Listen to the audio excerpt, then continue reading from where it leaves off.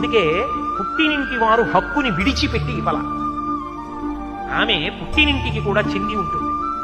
ఆమెకు అధికారం ఉన్నది పుట్టింటికి రావడానికి. మా ఇంట శుభకార్యం ఉన్నదమ్మా, మా అమ్మాయిని తీసుకెళ్తానని చెప్పి అల్లుడికి చెప్పి కూతుర్ని తీసుకెళ్ళడానికి మామగారికి ఎప్పుడూ అధికారం ఉంది. తన తండ్రి దగ్గరికి వెళ్ళి నాకు ఇది కావాలని అడిగే అధికారం కూతురుకుంటుంది. నా కూతుర్ని ఉద్దేశించి దాని అభ్యున్నతి కోసం ఒక పూజ చేయించే అధికారం నాకుంటుంది. శారదా నవరాత్రులు వస్తుంటే అమ్మా కుంకుమార్చన చేసుకోవే అని చెప్పి కుంకుమార్చనకి కావలసినటువంటి డబ్బు ఖర్చు పెట్టే అధికారం నాకుంటుంది పెళ్లి చేసేసిన. ఎందుకంటే కన్యాదానం చేస్తే ఒక పంచెల చాపిచ్చేసినట్టుగా నేను చతుర్థి విభక్తి వేసి నా కూతుర్ని ఇవ్వాల. ఇదం నమమ, ఇది నాది కాదు అని నేను ఇవ్వలేదు. ప్రతి గృహామి, నీది కాదని ఇచ్చేసావు, నాదని పుచ్చుకుంటున్నానని నా అల్లుడి పుచ్చుకోవాలా. అలా ఇవ్వను. ప్రతిపాదయామి, నీకు ధర్మం కోసం ఇస్తున్నానంతే. ఆమె మీద నాకు కూడా అధికారం ఉంది, నా బిడ్డ మీద.